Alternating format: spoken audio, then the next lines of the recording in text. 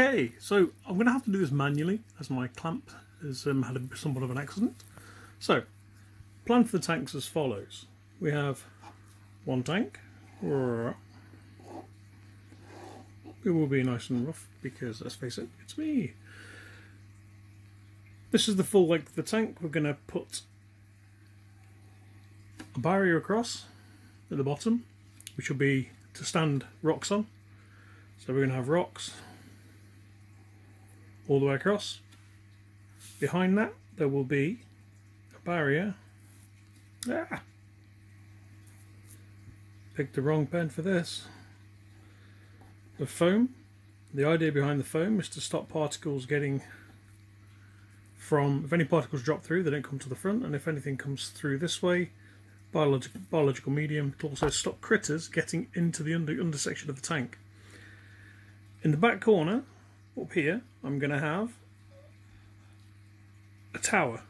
Now, yeah, it's a circle. At the moment it looks like a really bad sunscape, doesn't it?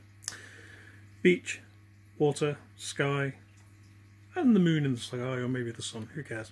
Well, basically what I'm going to do is, this isn't going to be exactly how it is, this is just the rough idea.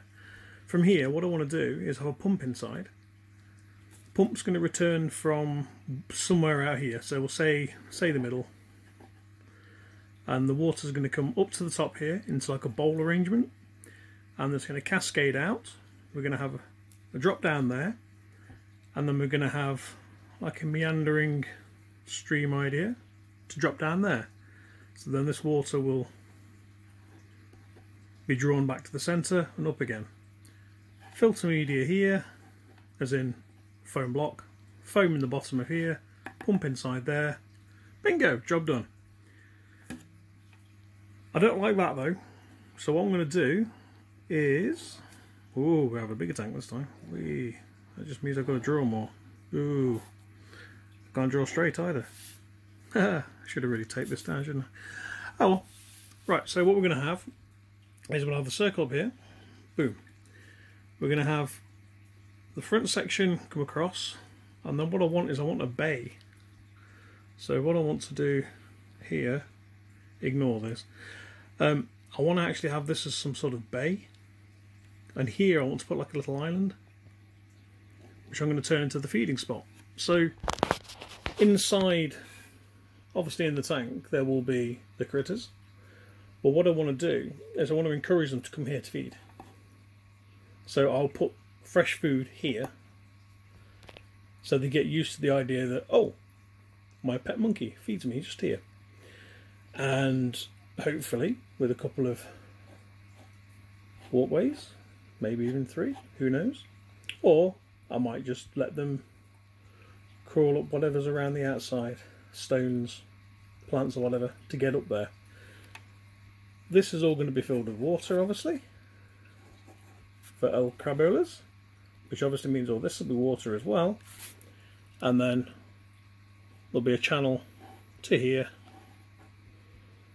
something like that, so that the water can flow and then get dropped. Something along that line. So, camera's going everywhere. God, I miss not having my clamp working. So that's the idea. But back again, yeah, trying to play clamp with my hand is not working, because when I tilted it, I push stop. Go figure. Hands off power button this time. Yeah, so the idea is that all this will be substrate underneath. So ideally you'll have, just draw on that and move the camera. This is it without the clamp, it's so much more annoying. Right, so at the bottom we've got a super thin layer of foam. Now the reason the foam's there is basically to protect the glass more than anything, because I'm going to be putting fairly large rocks on here, and these Vivs aren't necessarily, they're not like tanks. I mean, they're not like, I'm used to dealing with bigger tanks, like minimum 3 foot, getting on for 7, 8 foot. I'm used to glass that's 10, 12 mil, sort of like very basic 6 mil, 8 mil. This glass is thinner because this isn't designed to hold a large amount of water. Now, it should be fine because it can't go very high, because about here is the maximum depth it can go to, because you've got your doors. So you can't really go any higher than that. You've got an air venting system. Oh god, my fingers. Getting cramp holding the bloody phone. Ah! Right, there's a lock there. So basically, I've got that much of a depth. There'll be foam to a very, very low level, and you'll not see it when it's done, because there'll be sand covering the very, very front fringe, and rocks covering, and then substrate. So you'll have the rocks in the front, in whatever arrangement they end up, sticking out in all directions. And then behind the rocks, so from a side kind of view, whoop, you'll have a water level which will run across the length of the tank. You'll have your gap, your rocks, your foam, and the balls, ceramic balls. And I've just realised I've done it again, didn't move the goddamn camera. So, just for sake of reference, water, rock, foam, and this is, it's clay balls I'm using. Basically the underwater substrate filtration. That's going to leave with a massive amount of filtration compared to just having a little crappy filter that's going to need cleaning constantly. So the water will be pumped around using the water tower at the back.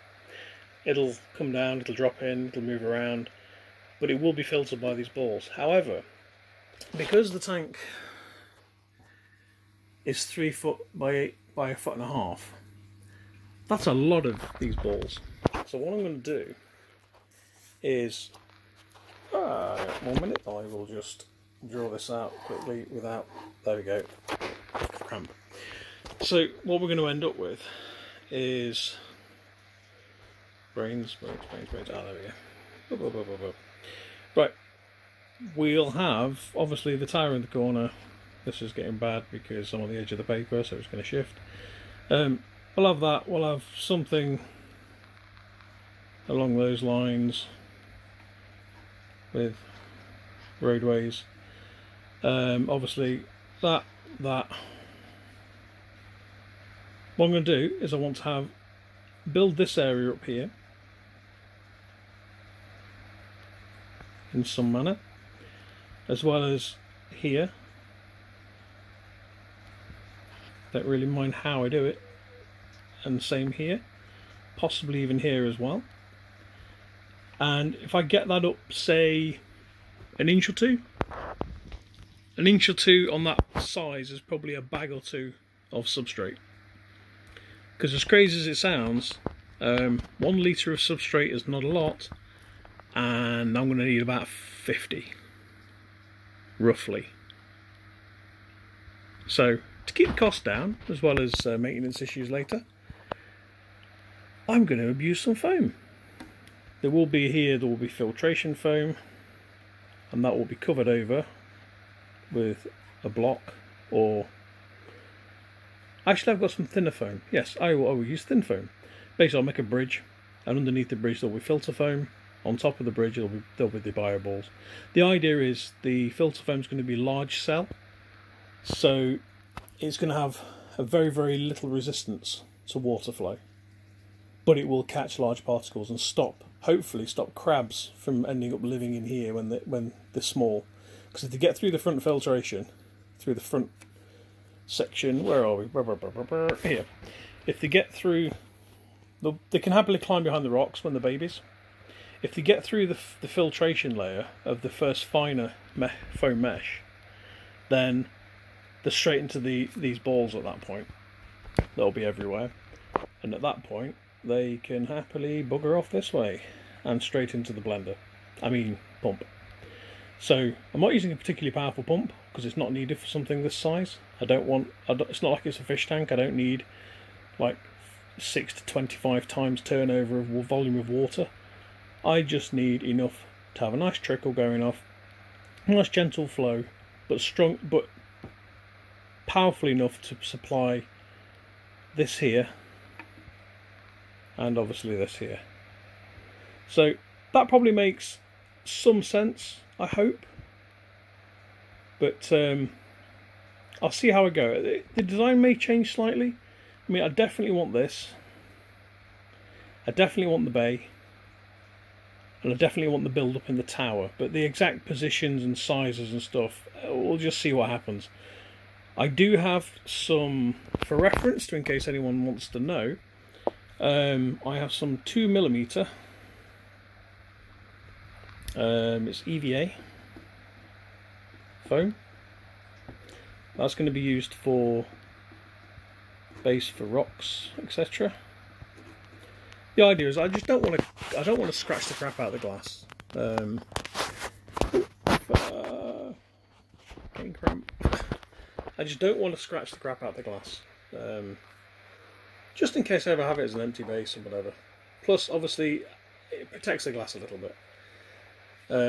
Some people glue the rocks down to the glass, and I'm like, yeah, if I ever need to move anything, that becomes a pain in the ass to get it off, when I could just pick the rock up and replace it with a better rock or something different. So 2mm EVA foam on the base. Doesn't have to be particularly big, just enough. For the foam filter padding, or foam filter, what would you call it? It's a sheet that I've ordered. I've got one which is what would you call it? It's large cell. Although it's not cell because it's not closed, but it's large. I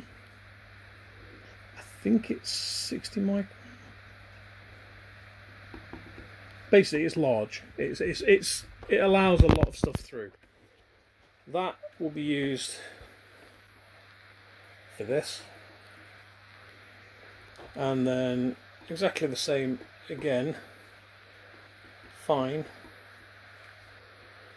and that's going to be used for the front wall filter. It's not technically a filter, it's just something to prevent things in the water getting through, and also potentially if any dirt gets into the back, so any soil that might drop into the balls at the base, it should prevent it from getting into the actual tank at the front. So it's kind of twofold. I mean, soil, when you drop soil into water and it starts to break up, it is fine and it will go everywhere. So hopefully that will solve that issue. So that's what I'm using. Clay balls. Yeah, my writing's atrocious because I can't actually hold the paper still. Clay balls. I forget what they're called. It's substrate, and it's for. It's technically it's for planted paludium.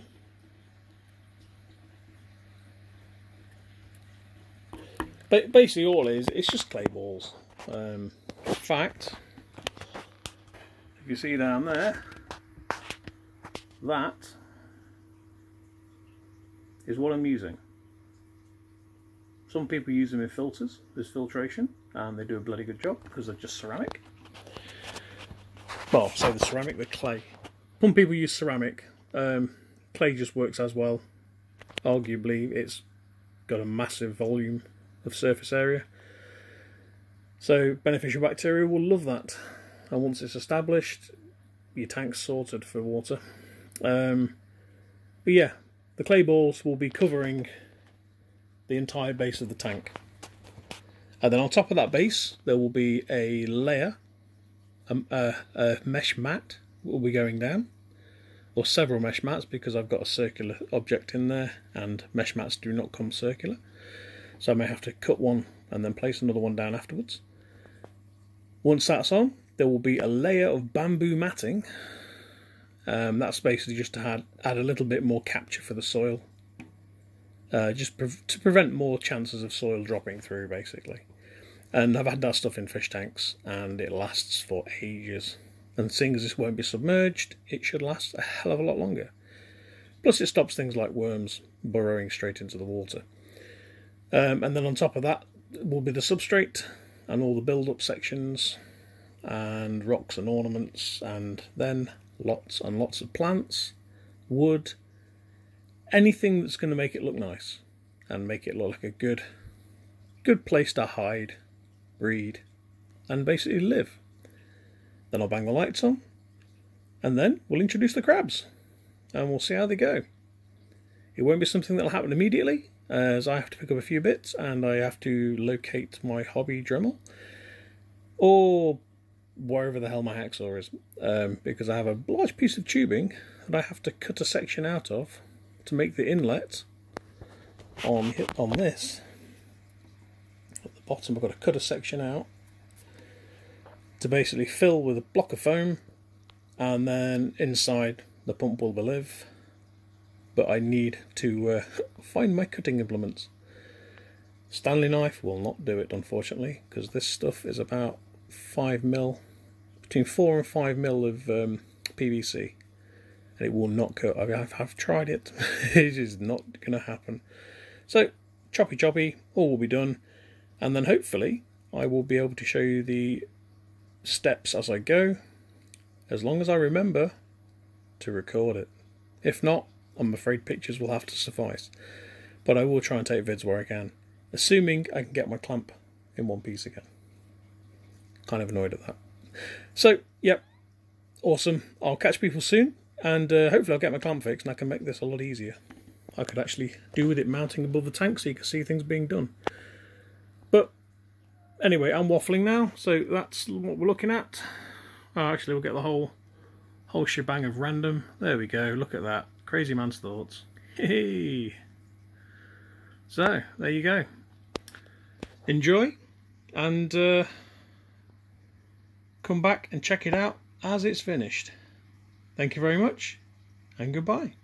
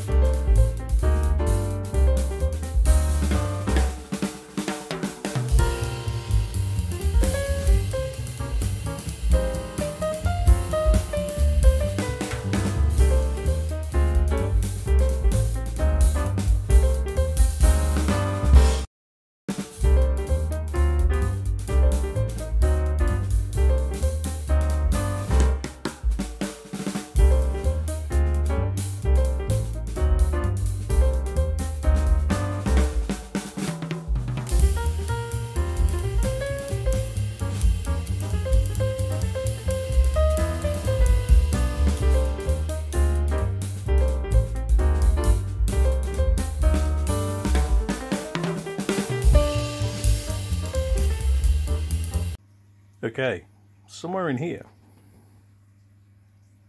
somewhere, lurking, is a vampire crab number 1. Now, he's going into that once it's completed, which shouldn't take too long, to be fair. I just thought it'd be nice to have a quick look at him, if we can actually find him. Very skittish. Ooh. Looking very... This is only a temporary enclosure, just to give them something to feed on and feel safe and comfortable. Plenty of little hidey holes, plus the fact they burrow, which also makes it kind of hard to find them at times. In here, I think, if we're lucky, we're going to be under here. Hey, old mate, how you doing? Well, very skittish. But yeah, the little white thing you see running around everywhere, these things, the springtails. Now they do a fantastic job of cleaning up debris, which is why they're in here.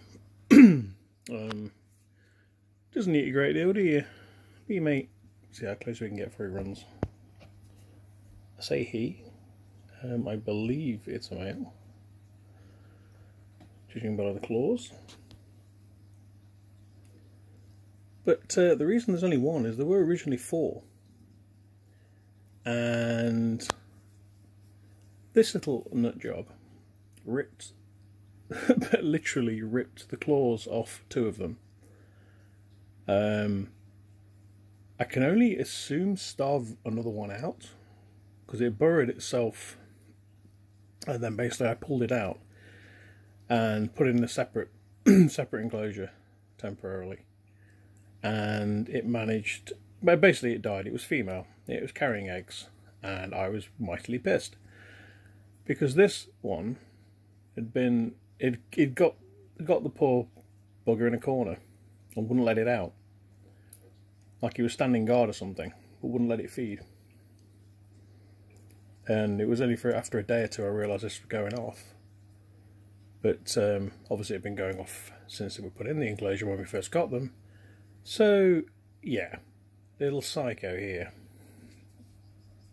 This little nut job. Yeah, you. I'm talking about you, mate.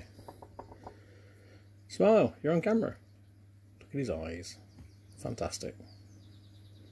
Love these little critters. They're so personable.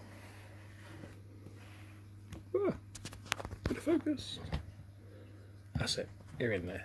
See what he does. We'll get a bit closer. Oh, it's not liking that. Pull back a bit. There we go. So yeah, this is what I'm building the Viv for. Go for a jungle shot with him hiding behind his greenery. All you're going to see is a pair of eyes.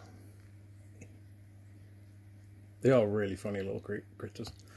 Now we do have 3 sets of them, or rather we have 2 sets and this poor lonely one here, who's going to be getting new friends once the Viv's set up. It's going to be a case of introduce them. There's going to be plenty of places to hide, because I think the reason this big bugger went AWOL on the other ones, or went nuts, was purely because lack of territory. In something which is 3 foot long by 1.5 foot width by 1.5 foot high, he should have plenty of places to go call his own. I mean, they're supposed to be social, as in they live in colonies. So hopefully this little critter will be getting friends. Well, he will be getting friends whether he likes it or not. And then if he turns out to be a cantankerous old psycho, I will set up a smaller Viv for him, and he will reside there until he passes out his days. But either way, he's not going down without a fight knowing him. Little nut job. Plus he'll enjoy the water. I mean, at the minute, that water is not quite deep enough, as temperatures kicked up chronically the past couple of days in the UK, and that was a lot higher. There's more than enough in there for it to shed. However, it hasn't. Oh, and a mealworm seems to have committed harikari.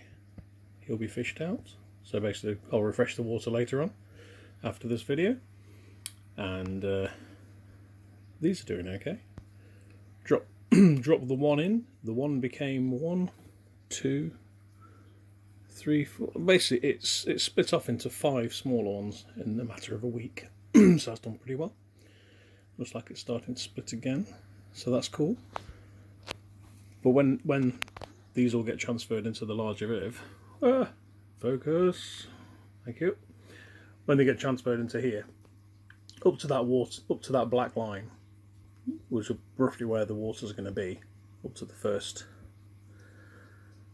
bottom of the grill under the door, and I'm going to put a couple of these in, and they should settle and grow quite happily. I was going to say I was going to put a couple of these in.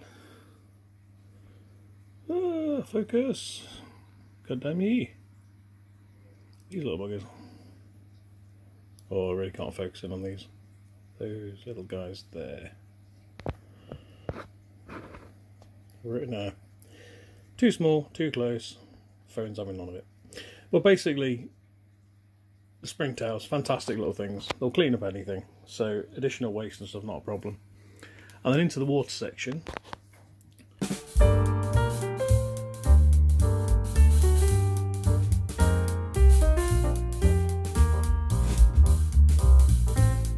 Oh, sorry about that. I appear to have hit the wrong button.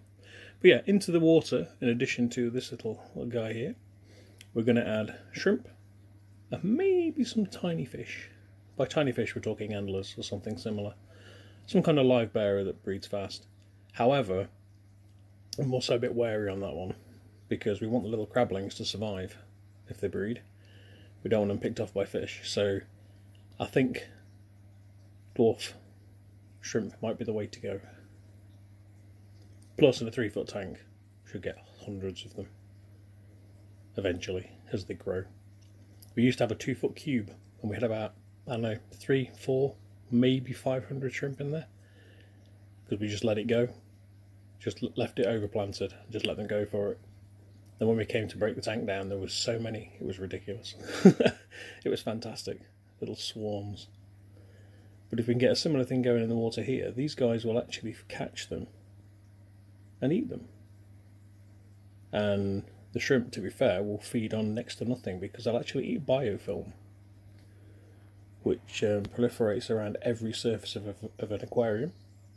So once you have an aquarium set up, biofilm will start to appear on everything, and the shrimp will happily sit there picking away at glass, rocks, sand, everything. So you can feed them, that's cool, but if you forget to feed them, don't panic too much. There should be enough in the aquarium for the shrimp to survive. I mean, when we had the 500, the army, or call it the army of the 300, basically when the Spartans were not fed, I actually experimented and found that they did not need feeding, because the greenery in the tank was so prolific, they just never ran out of food. And the larger shrimp in the tank nibbled on the edges of stuff. Kept it down a bit, but it was more a case of removing plant matter. But yeah, we're looking for an ecosystem, so we have a crab going into a tank. The crab will be accompanied by things like sphagnum, this lovely green stuff here, and the other variants that are kicking about. We do actually have a big 40 litre. Oh, okay. If anyone heard that knock, then that was a bumblebee basically doom diving out the window. Happens a lot. Loads of leaf litter. I mean, in here, that'll do for the time being, because it's not going to be in here for long. But there will be absolutely tons of leaf litter in there. The actual substrate is a mixture of things. Probably better this side, isn't it? You can actually get a half decent look. It's a mixture of coconut fibre, or core blocks, as they call them, or coir, or however you pronounce it. Basically, it's kind of a 1/3 mix of that, coupled with volcanic growing soil. So all that is soil that's got nutrients in it specifically for growing, as opposed to just burrowing. And it's also roughly 1/3 of what you would, I think you call it spider. It's basically burrowing material. It's literally soil that's designed for burrowing, so spiders can happily excavate it. So if you have a spider enclosure, you might have come across this stuff. I can't see the bag because I think I threw it, because we did actually pre-mix everything into a large box. Throwing scraps of food in there to get it to rot down, so we've got a bit of a bioavailability going off in there. Not in this, no, not in this. In one of the bigger boxes, kind of down there. And that's basically got some springtails, some worms, as in your average garden worms, but it's also got another kind of worm called a grindle worm, which if you've ever been in the garden and you've dug up and you've seen little white thread worms, that's pretty much what they are in most countries. And they grow fairly well, and they'll eat practically anything. But the good thing is, these little guys will eat them, and they'll also eat these little guys. But we also have a host of isopods as well. I've got 3 different kinds at the minute, which I'm breeding up to put in as a stabilizer to basically eat additional nutrients and basically eat additional waste. As they breed, little crab dudes, they will eat them. So the idea is to get a colony of a specific type of isopod in there. For anyone who doesn't know what an isopod is, it's a type of woodlouse. If you know what a woodlouse is, you know what an isopod is. You say isopod and everyone thinks of these giant deep sea isopods that you keep seeing on YouTube. Love to get one of those, but yeah, dreams. Be nice to get one, but the fact is that the average woodlouse, of which there are hundreds of varieties, these little critters will eat them. But I'm not going to go out into the garden and grab them. I figured I'd pick specific ones that look nice, you know, aesthetically.